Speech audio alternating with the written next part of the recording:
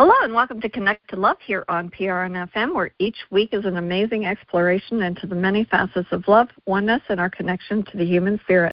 I'm Lisa LeRose, and I'm joined by my incredible co-host, Michael J. Russ. I wanted to start our conversation today around a thought that has been buzzing around in my mind this week, and that is that we live in a world where we race through our days with thousands of thoughts and images swirling in our minds. We fill our calendars with tasks and chores and to-do lists, and without even realizing it, those daily demands start to suppress our dreams. We close our eyes to the endless possibilities that surround us simply because we're too busy getting through the day. And there's a wonderful quote that I ran across this week, and it was really simple. It just said, with the power of belief, find the strength to open your eyes. And I really love it because I truly believe that we all have the power to realize our dreams, but if we don't believe in them, how can they become a reality? So today, I thought it would be fun if we could explore what happens when we choose to believe again. And to help us explore this, we have a very special guest, someone who has spent the last several years helping people reconnect with the deeper wisdom within each of them. I couldn't imagine a more perfect person to explore this conversation with other than our dear friend, Carol Collins.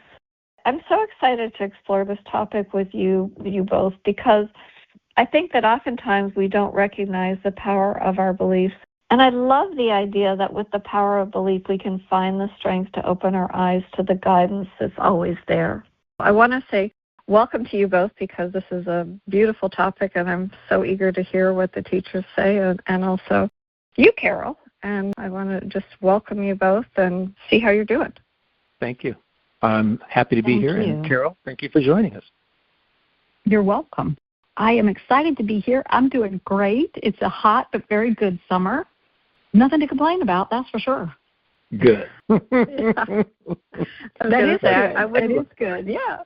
Yeah. No, I think that in your absence, Michael and I have been adding more happy and more joy and encouraging our audience to do the same, to keep adding that because we were so inspired by the last time you joined us. I know that the last 3 episodes that we've done have all included reminders from the teachers. More happy, happy, happy, happy. Very grateful to you. Yeah. Very much so. Oh, you're welcome. And I am grateful to them for, and I say that, there's nothing to complain about, but I say it with a little bit of observance that normally, I love hot, sunny summers, but this one has been extraordinarily hot, mid-90s to hundreds for weeks on end, and that's unusual. Mm-hmm. And there is nothing in me that wants to complain about it. It feels different. There's something different. And they talk to me about this kind of thing often, and it has to do with what they call emotional mediumship. Emotional mediumship. And so I think they're going to weave that in today, at least I hope they do. But, so they have been teaching about emotional mediumship and how it is possible to become a medium like me, clairvoyant medium, channeled medium, but the world population could open up their minds to something different that is also available. Now, this is not becoming an emotional empath where you're feeling the emotions of others and you get claustrophobic or, frightened or things like that. This is manifesting a different countenance from guidance, and so we don't know the difference. We just know, gosh, it's been so easy for me to deal with that boss, or it's been so easy for me to deal with that relative. Didn't used to be, but all of a sudden things are better. And they said, it's just something to think about, something to want is, if you could manifest winning the lottery, great. That would be financial mediumship, using guidance. It's a different definition of the word mediumship. And so what the world population thinks of as mediumship is words or words and images that come along with some kind of advice, right? They said, but what if the definition of mediumship changed for the human population? And what if that definition was something like just say yes to guidance, and then maybe your emotions would shift because of guidance, maybe your timing would shift because of guidance, and maybe it's not all about manifesting hello, teachers to speak, we would like you to know this. It would be more of, today was a really great day. Today was a really, and another day, and another day, and another day. And that's how I feel about this summertime and this extraordinary heat. It's been easy. I have no complaints in me, although I'm quite aware of what the temperature is. And being in it, I'm not hibernating indoors. It's easy. Suddenly, it's easy. So anyway, they want me to bring that up, emotional, manifesting emotions from guidance. And they're saying, technically it's emotional mediumship, kind of a twist on what the world defines mediumship as, right? Yeah. I like that definition. Absolutely. I do too. I think that's absolutely wonderful. And Carol, you do such a beautiful job for any of our audience members who have not tuned in and know your background and how your conscious channeling unfolded. If you wouldn't mind just sharing the unexpected ways that arose and what has been unfolding for you ever since. Oh, my goodness. Unexpected is a great way to describe it. I was your normal, average person, prior military, Marine Corps specifically. I was an IT program and project manager for a contractor that served for the military.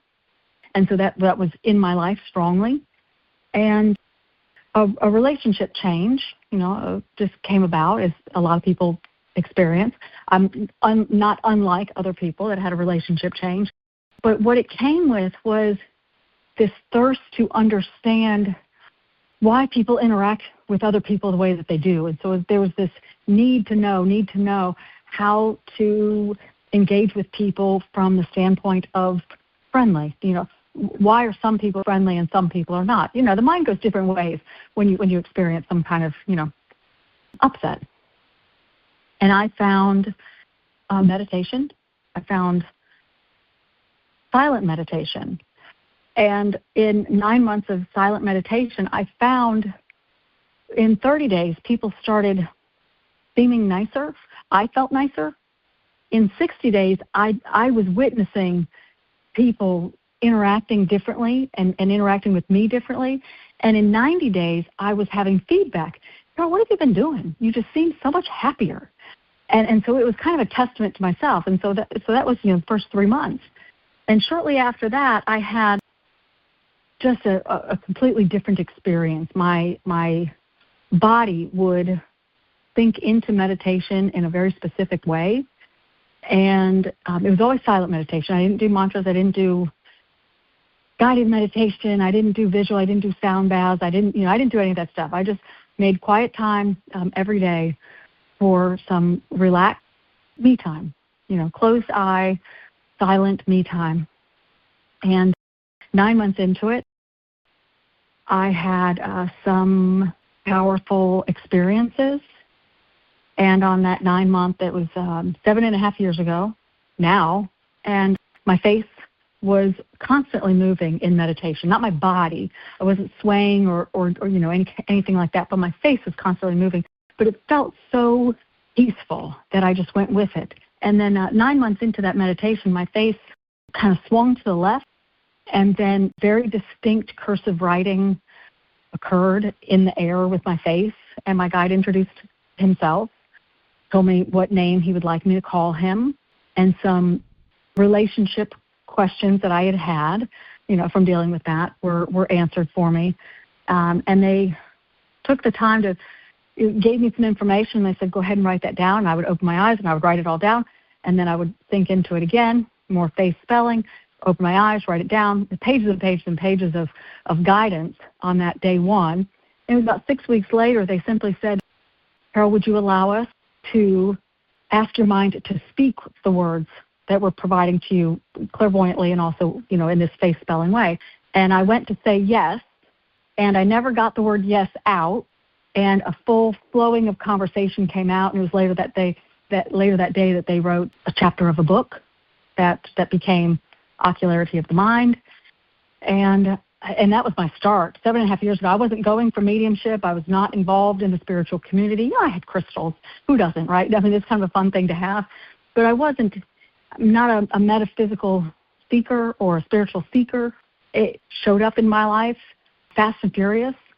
And 3 years later, I was doing side-by-side work with them and my full-time job. 3 years later, they just spoke to me one day and they said, Carol, you're ready to leave your contracting work behind and move forward full-time as a channeled medium. And I said, okay. I put my resignation in that day, and I've been doing what I'm doing full-time ever since.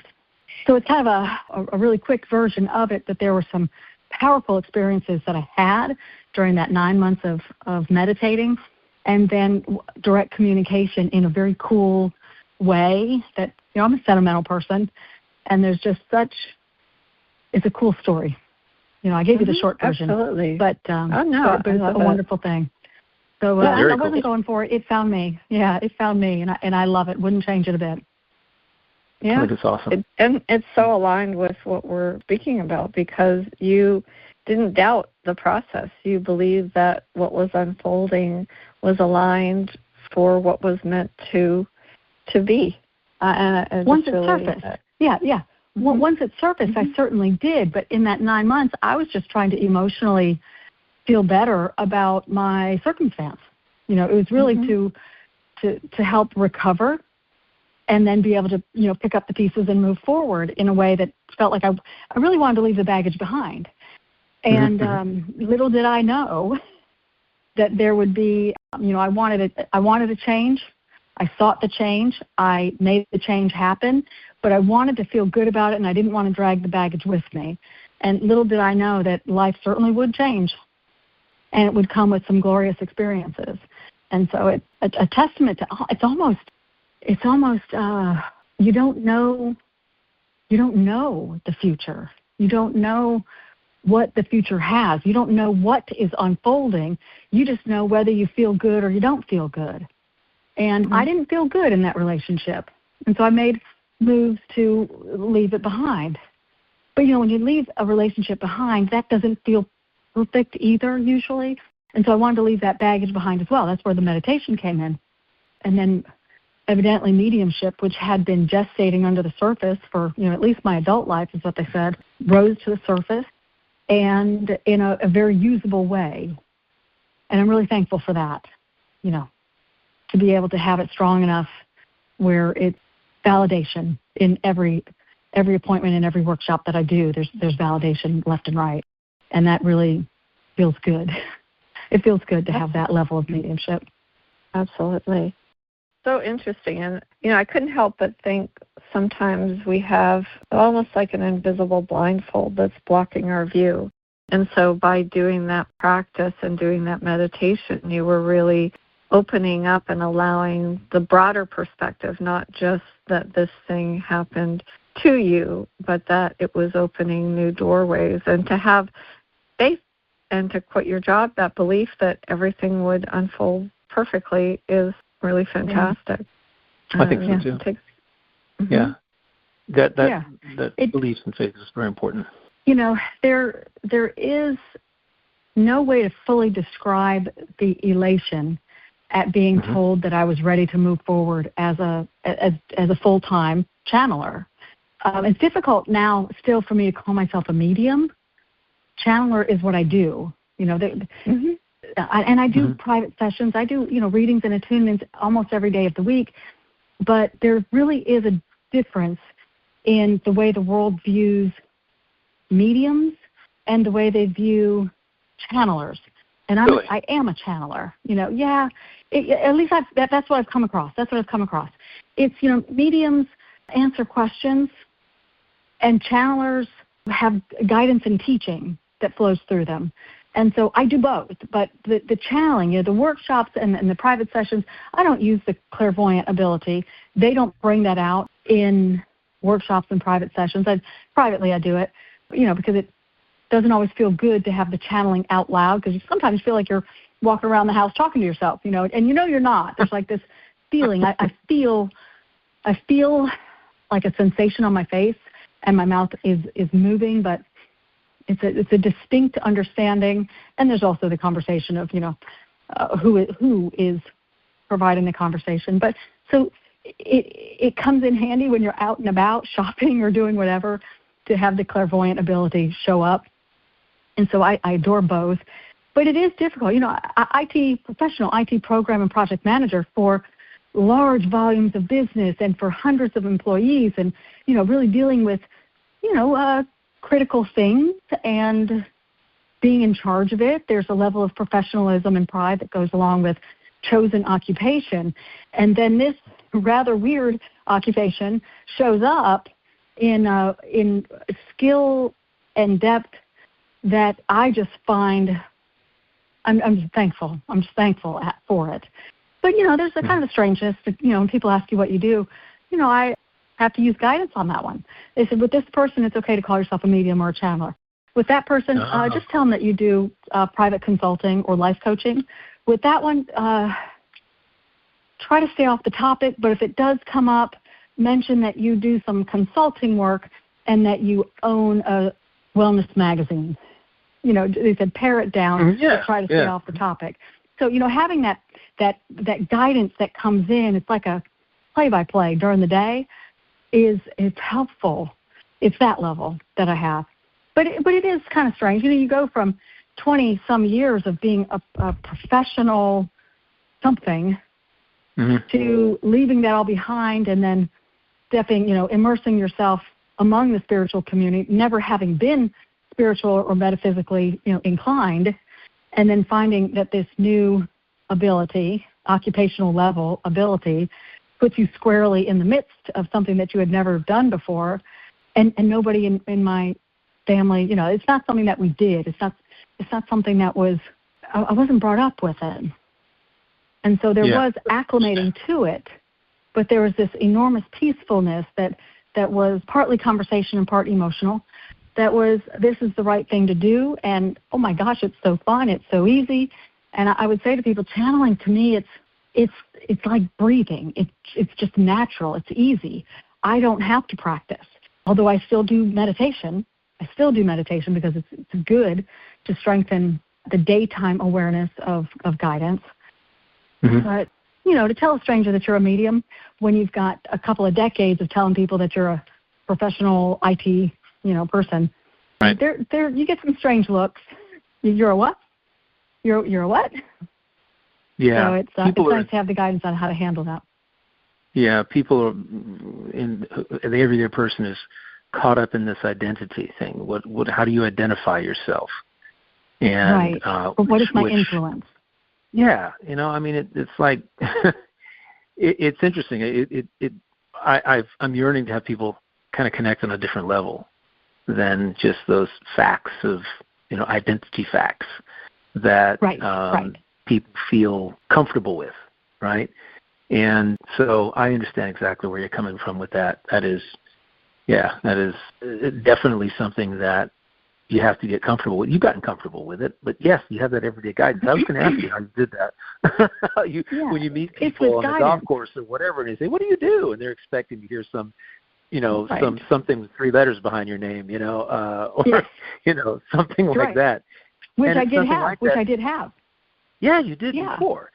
But when you're out there and they they're expecting that, but it's wonderful that you mentioned and thank you very much that you have this moment to moment guidance with per person, for each individual that you meet, exactly what you can say, and that's comfortable. Is it because you want it comfortable for you or comfortable for them when you say you describe yourself one way or the other?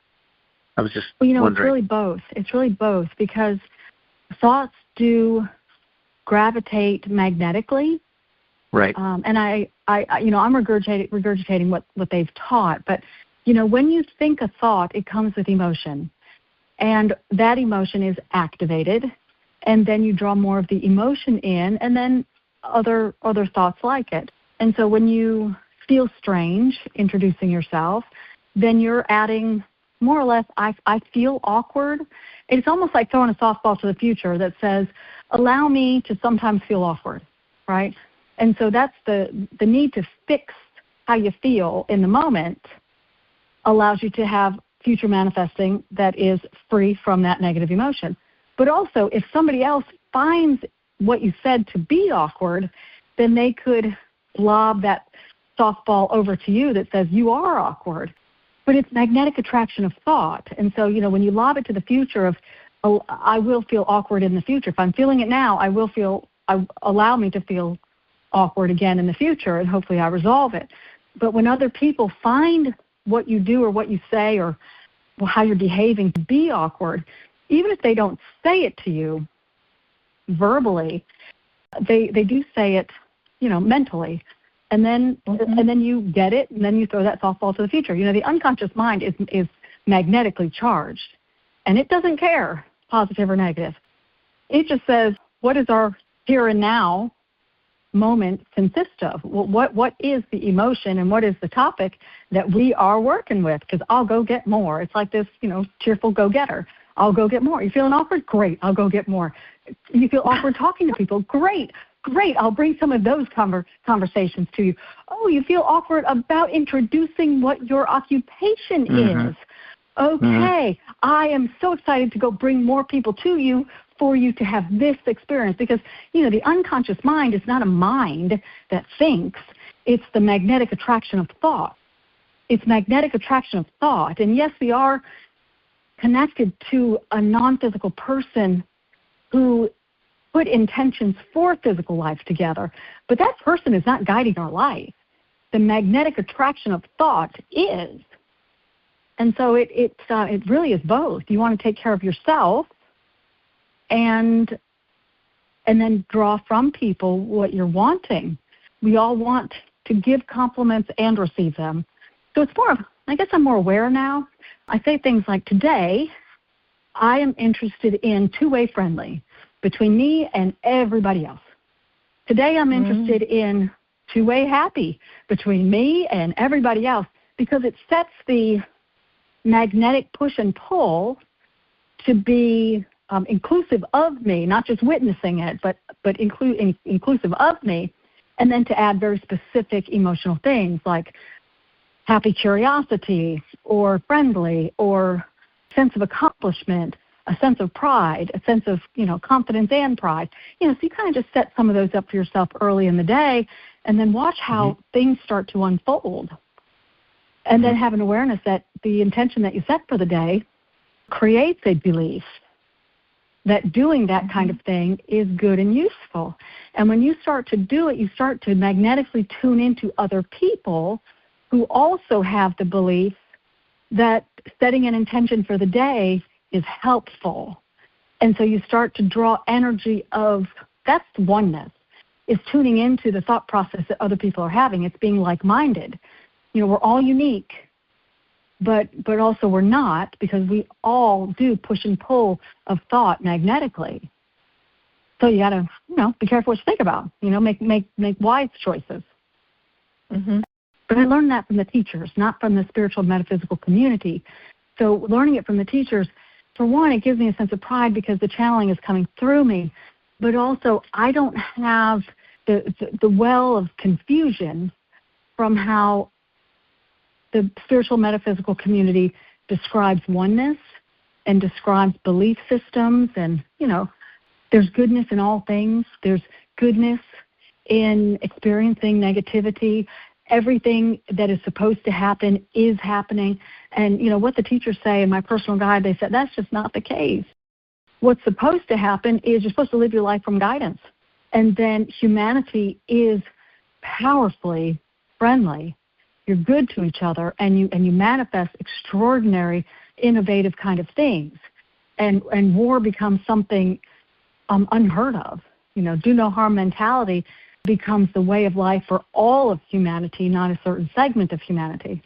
And that includes the, animal kingdom that we live with as well.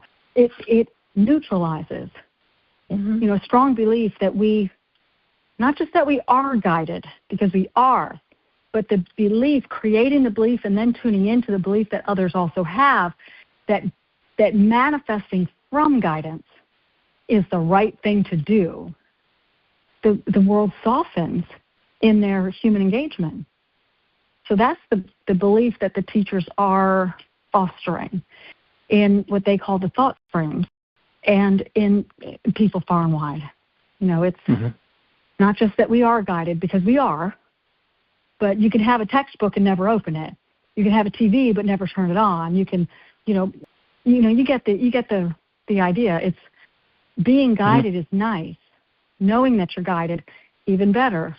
But manifesting your life from guidance, that's where individually and, humanity as a whole starts to make really good changes, good, healthy changes for, the world's population and the planet itself, which includes the animals, which is also good. That's one. Yeah, that's wonderful. I have a question for you because I kept thinking about resonance when you were speaking, Carol. And when you said friendly meets friendly, you're putting that out. And then the individuals that you interact with during your day, are you creating that field of resonance so that it's creating and allowing space for others who have interest in that topic to find you, to open new doorways so that they can strengthen their beliefs? Well, my personal hope and desire is that people feel drawn to what the teachers teach and that they like me personally, right? Because I'm not the teachers. And I do believe that I've learned a lot from them. There's a lot that they teach, and I'm like, oh, yeah, I know the answer to that one. Oh, I know the answer to that one. And then, it's a fun realization that you are learning. And so I don't want people to see me as the teacher. I don't want people to see me as, any kind of a spiritual or wellness guru. I do want them to be drawn to me so they can learn from the teachers, and I want them to feel resonance with the essential material, and I want them to feel resonance with whatever comes about in their private sessions. And I want them to have a sense of likability towards me. So that's my personal intention, is that I come across as happy and friendly to anybody and everything, everywhere, all the time. And that's a daily mantra that I say to myself. And but it really needs to be said so that you know that is what you're wanting, not just write it in a book and say, yeah, this is true. Or, just glance at it every once in a while. But when you say it every day, you create this reservoir of this is what I want every day, not just on some days or on special days, but every day. I want people to view me as likable everywhere, with everyone, and every subject, all the time. And I want people to feel drawn to the teachers and what they teach and fall in love with the material, because the material itself guides the inner mind. And that's, so it's a two-way thing. I don't want people to have confusion. There are channelers that they know the material and they also teach. I'm not wanting to do that. That's not something that I feel comfortable with. I'm comfortable with the material, but I don't want people to view me personally as the teacher, because there are times where people ask questions. When they first started talking about the grid, they brought that into one of the workshops based on a question that somebody asked.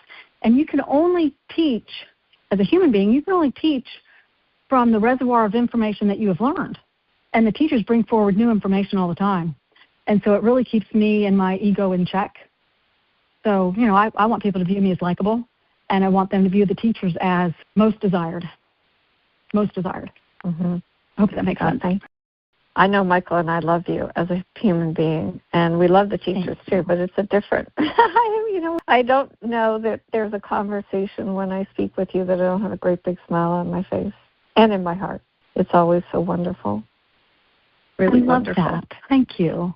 And I really feel the same about both of you, and that's why these conversations are so easy, and they're so fun, and I know we all three of us feel like the conversation is always guided. It's always, there's little synchronicities that just, they've been talking about belief for weeks. And, here pre-call, and we talked about, we all feel like beliefs are something that's going to come up today. And sure enough, I know that they have got a few things that they want to say, but probably in response to one of the questions that you have. But, sometimes you just know that life, it just feels like somebody has a hand in helping it to be a little better. Of course, yes. I'm dying to hear what they have to say about beliefs, though, because they're always. I can say it as we said in the beginning. It was something. They always have something unique, a different take on what we happen to be thinking about. And when it comes to beliefs, and that's the beauty of these conversations, and why we love to have you on once a month.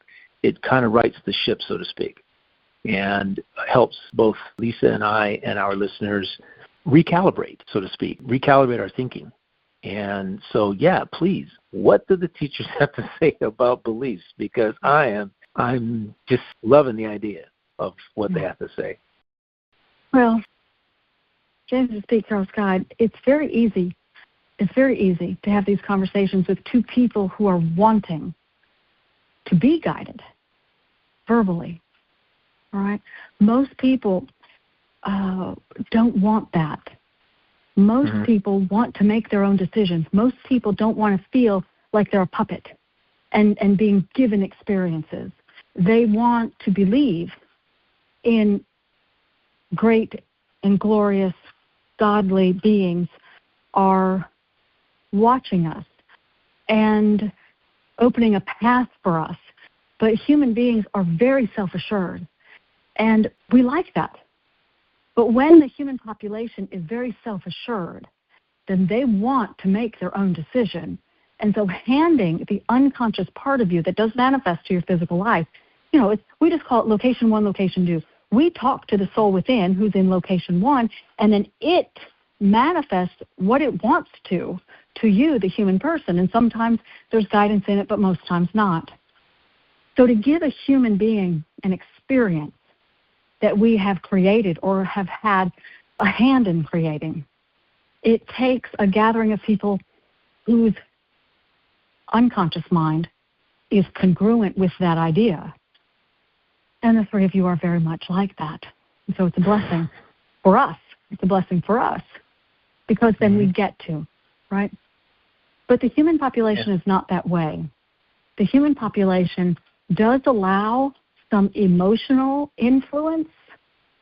It's paving, it's a yellow brick road, but it's paving the road with friendly and then guiding the soul within to it.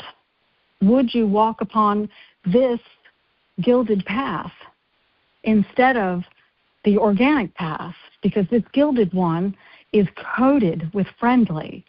Friendly meets friendly, eye to eye, and conversation to conversation. And sometimes the mind will choose it. But adding experiences to that gilded road, it's much more difficult. Unless you have come upon the idea and you have formed a belief. A belief is something that the soul within agrees with. But it doesn't agree with hate. But it does agree that you have a lot of it in the world. And so it simply says, yes, there sure is a lot of it in the world. And so it continues.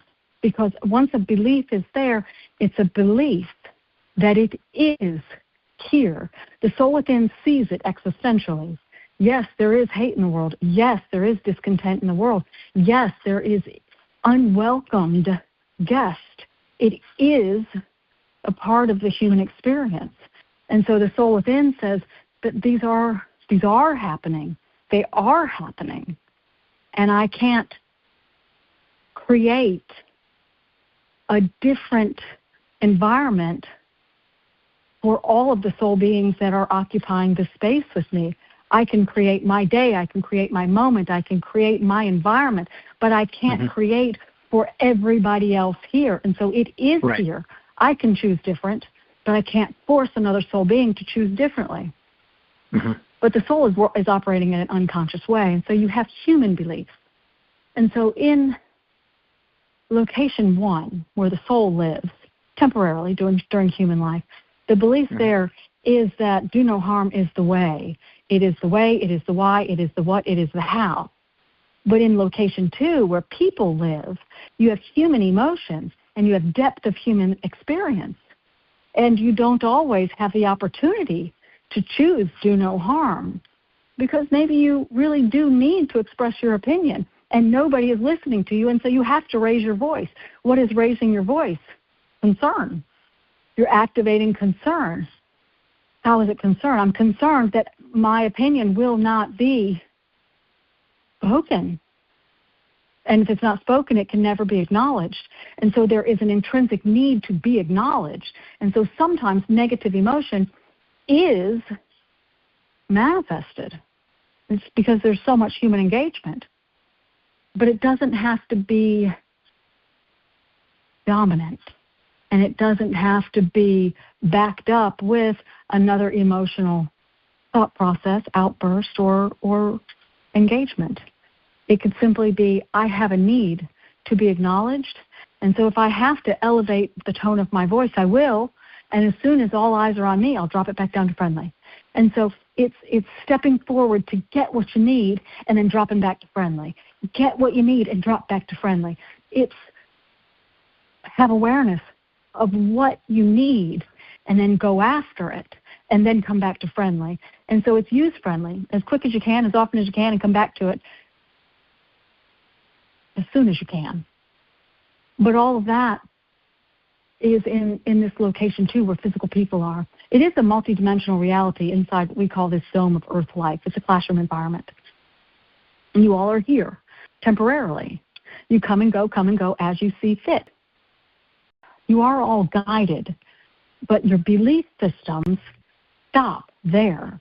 Your belief systems across the population of the human existence, and we don't mean just people here today, but people for almost as long as the planet has been occupied.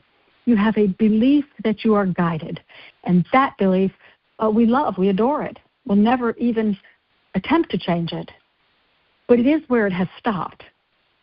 Believing that you are guided is good, but creating a belief that manifesting from guidance is correct, well, that's what we're doing now. That's what the shift is all about. Age of Aquarius is what some people call it. Moving from 4D to 5D is what some people call it. And some people just say, the world needs to be nicer. And so it is becoming nicer. But you have to want it from the inside and the outside. You have to be congruent. The soul within has to want it. And it does. But it only follows the magnetic charge of what? Emotions. So manifesting emotions from guidance, it is the first step, it is the last step, it's not the only step. But if you had to pick something, soul within, of every listener, everywhere, if you had to pick something from the assortment of things that you are being guided to do, manifest emotions. Because we will never ask you to manifest anything that is unfriendly. Never. We improve who you are, or we alter what you could have had. It's always love and love first, love and love last, love in between, love in the beginning, love in the end, love above, love beside, love below, love is. Love is the way. And what is love but friendly? Manifesting from guidance emotionally is our priority for the human population. You have to have a belief that grows on top of the one that you already have. You have a belief that you are guided. Good. Keep it going, human beings. Keep it going, keep it going, keep it going. And form the belief that manifesting from guidance is the correct thing to do. We'll turn it over to both of you. Thank you. Manifesting from guidance, the distinction is quite notable. And that's what I wanted to say. That distinction of believing that you're guided versus manifesting from it, taking action from the belief, if I get that right. Yeah. Am I correct with that assumption? Yeah, but you have to form the belief. You have to form the belief. Right, yeah, from the belief. How do you form the belief? How do you form the belief? Well, you don't form a belief just because you come across it the first time. You form a belief by the soul within desiring to come across it often. And when it comes across often enough, then it will act upon it in a patterned way. When the soul within acts upon things in a predictable, patterned way, you have a belief. But you can have good beliefs and you can have bad beliefs, those that work for you and those that work against you. So the soul within, although introduced to something, it doesn't form a belief automatically, nor does it follow that thought consistently. And so we say, write it down. Put it on your screensaver. Take it with you. Put it on a lanyard. Put it on a T-shirt. Put it on your dashboard. Put it on something for you to see. Not just love is the way, love is the light, love is my guiding light. Well, because you've got human love, and then you've got purity of non-physical love. Right. It's be more distinct. You can be creative, but we want you to be distinct. I am guided. And it is good and right and proper to manifest my physical life from guidance, from the one that guides me. We phrase it in different ways, but include those things. When you get too flowery, when you get too emotionally descriptive, then you could simply add an interesting idea, but it doesn't magnetically align strong enough. If you want a belief, if you want your lives to manifest happy and healthy each and every day, and you come upon things that you want, and then suddenly you get it. You start becoming almost like an auto-manifester. How do you do that? You have to create the belief, which is not easy to come by.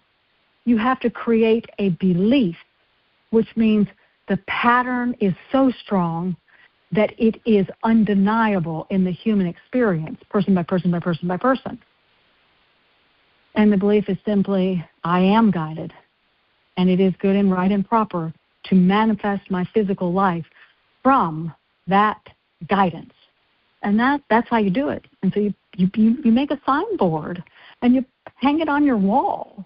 You make a lanyard or a T-shirt, and you wear it.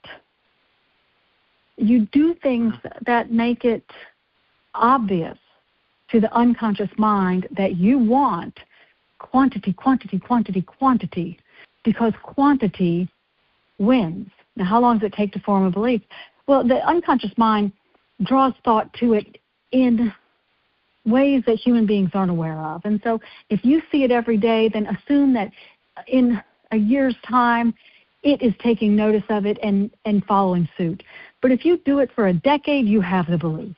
But it doesn't need to take a decade. It doesn't, because the unconscious mind can draw in thick amounts or it can draw in thin amounts. It's like a conveyor belt with a little package or laden with packages. It's how bad do you want it? How happy does it make you feel? And so when people have these kind of conversations with us, many times, we won't say most, but many times, they'll come to us with thoughts like, but I really need this to happen. This belief that you talked about is very interesting to me, and I need my life to change, so I need that belief. Can you help me? Can you help me? Is there an attunement or an exercise or behavior? What can I do? What can I do? I need this. And we say, well, the first thing you need to do is lose all of that anxiety. You need to simply understand what but truly, because negative emotion adds delay. Exactly. It is negative propulsion. And so every ounce of negativity, you're stepping back. You're pushing yourself further from what you're wanting. So what do you need to do? Oh, my goodness, I love that idea. That's the one. That idea, that is perfect for me. It's perfect for me. Now, teachers, how do I get there? You have to change the emotion. And when you're using anxiety-riddled thought, you're not there. And nor can you be. When you know that your life is a mess, or when you know that your life is in danger, when you know that your body is hurting, that's the time to say, you know what? I like happy better. And I really like the teaching that positive beliefs are good for me. And the most positive belief that I can think of, now this is while your headache is pounding, while you're stuck in traffic, while you're frightened of the thunder or whatever is happening in your lives. In that moment, I like happy better, because I do, with a tone of voice that sounds believable, not with a tone of voice that sounds frightened or pained. Or angry. And I do believe that I am guided, and I And I really like the idea of forming the belief that manifesting my physical life from guidance is the good, right, proper thing to do. And that's what I want. That's the one. I love it. I love it. You have to go from concern and anxiousness to adoration. And you can. You can. And the more often you see those words and really sink into the meaning of them, then the easier and the easier and the easier it gets. And then before you know it, you're manifesting friendships that work. You're manifesting conversations that are two-way dialogue, full of good information and complimentary feedback, and it leaves you feeling elated. And it leaves the other person feeling elated as well. It expands your social networking, and it right-sides up your social norms. Your social beliefs are aplenty, and not all of them good. And so it takes time. But time is not the thing that will make it happen. It's being attentive to good and proper use of time. And good and proper use of time is putting it somewhere obvious for you to sink into those words, because you must come upon it often enough for the unconscious mind to take notice of it. And then you have to stay with it, so that it begins to collect the amount of energy on that topic that it needs to have patterned life from it. And when the pattern is thick, you'll know it. It'll be undeniable. Back over to you both. Wow. Thank you. There's so much to think about. I love the concept of quantity, and being able to make beliefs thicker. I've never heard it referred to that way, and I love the idea that we can go from anxious to adoration. What a beautiful word. And so thank you. I'm so grateful for that. And what came to mind, what I wanted to ask, because I often hear this, is the word difficult, and I am suspecting that exists in the conscious mind. And so if we quantity, creating I like happy better, can that crowd that out? Because I think oftentimes that becomes a perception of difficulty and fear or disappointment, as you had said. So as we move that through, can human beings quiet the difficult and bring in more of the other? Well, the soul within manifests everything to you. Mm-hmm. So the human being cannot change their conditions, because your thought about the condition, your thought about wanting the condition changed, and the condition itself were all manifested to you from the unconscious part of you. Subconscious mind is the soul within. And so what do you need? You need to have good old-fashioned logic. Well, I'm having a bad day, but also I like happy better. The fact that thought, it's logic. The fact that sentence showed up in my unhappy day tells me something. And it tells me that I am wanting improvement. And so I am going to encourage that. And I'm going to err on the side of caution. And I am going to follow the path of happy. And because it's a thought, side by side, my unhappy day, but I am desiring improvement, I'm going to go change my clothes and I'm going to put on my favorite shirt. I'm going to tidy up the bedroom if it needs to be done. I'm going to add happy. Now this looks better. Okay, I'm going to fluff the pillows. Oh, now that looks better. I'm going to, well, you know what? My shoelace is a little twisted. I'm going to untwist it, and that feels better. We want you to do the little things while it feels good to do so. Don't get yourself all twisted up and that you have to make all these changes, because then you're using anxiety. You're not using pleasing. And so it's, how can you behaviorally influence? Influence is an encourager. How do you encourage the mind to stick with happy? You got to choose it. You got to choose it. You have to choose it. Do your pillows in their unfluffed manner bother you in that moment? And if you can say, yes, it bothers me, then do you have enough time to fluff them up a little? I do. Then go do it. Actually, I do not. I'm late for a meeting. Okay. Then look at the pillows and say, this thing I will do later. And then walk away quickly. Make a statement to yourself. This I know needs to be done, but I can't stop my life just to do these tiny fixes. But I will do it later. I will add happy where I can, and it feels good to me to do so. Don't become manic. It's not what we're suggesting by any means. It's simply know how you feel and then follow the path of happy. And then happy will propel you forward. The more you use, the more you notice. The more you notice, the more you want it. The more you notice and want it, well, that's just good old-fashioned happy right there. And that's where we want people to be, in the midst of happy and engaged with it. Because you can be in the midst of happy and be frightened or discouraged. That means that you are incongruent with your surroundings or with your social gatherings. We want you to be congruent with happy. So you got to be where happy is. You need to talk to people, go where the people are. That means maybe go sit not in the quiet park, but go sit in a crowded cafe. And maybe just be where the people are. But know what you need. How do you know what you need? Ask yourself a question. What do I need? Well, I'm hungry. Okay, but are you lonely? It's not just what you need to satisfy behaviorally.